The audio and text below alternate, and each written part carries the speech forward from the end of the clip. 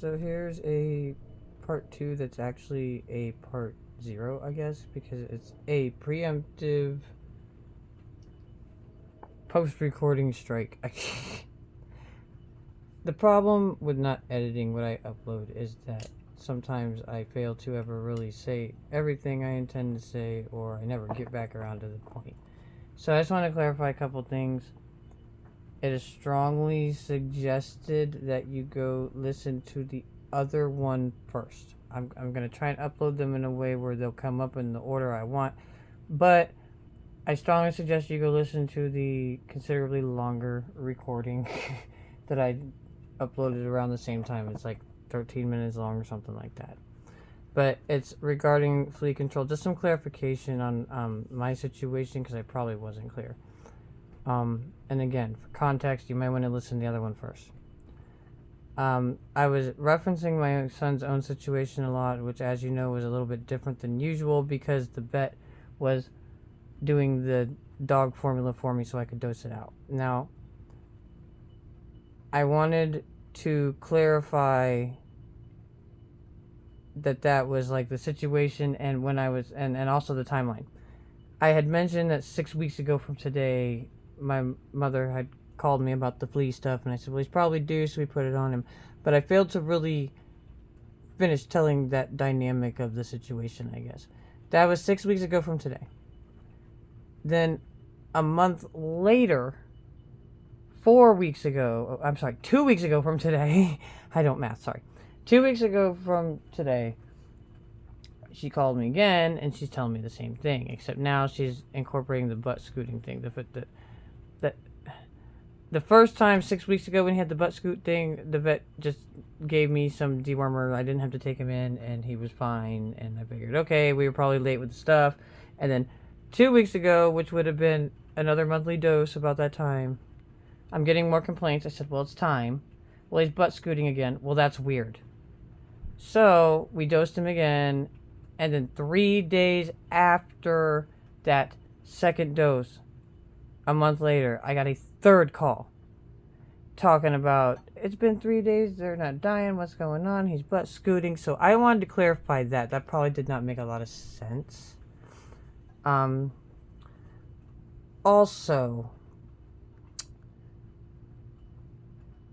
brand change versus type change, that was only, and when I say type, I mean species, because again, she was giving me the dog formula so I could dose it out, and I'm not going to share those dosages for obvious reasons, like I stated before, but I'm thinking it may not have been just an issue of the brand, which I have done different ones over the years without a problem, but I think it might possibly be an issue with the species. Like, I'm going to try the cat stuff now because I guess this stuff is a little more affordable now.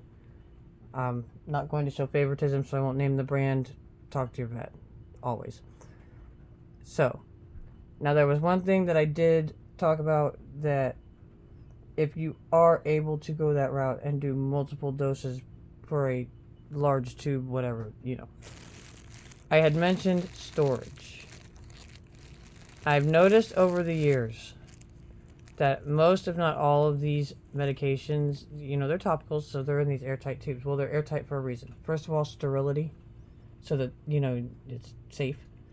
But also, a lot of these things, and you can probably smell it when you put on it, they're alcohol-based, which means they got to be in an airtight container if you're going to try and preserve what's left of this stuff.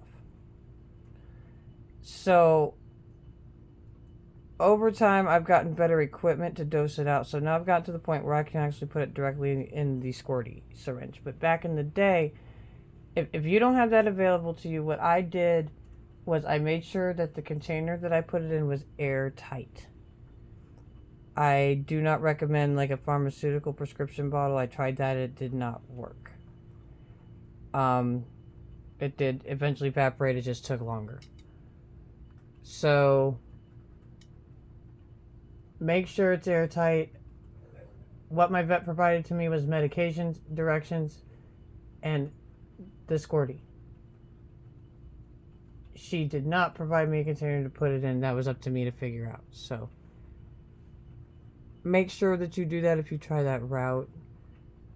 Things are a lot better now, medically advanced equipment wise, where you can probably put it directly in the syringe like I do. Again, I'm not going to be specific because it's too close to the diagnosis line for my taste.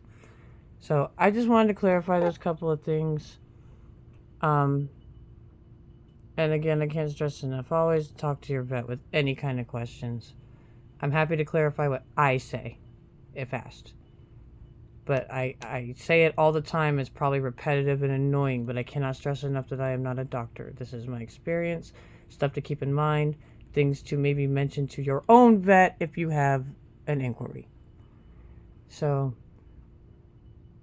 my apologies for leaving out that information. Again, that's the problem with not editing what I upload, is sometimes I miss stuff. So, I will always answer any questions in the comments. Feel free to ask.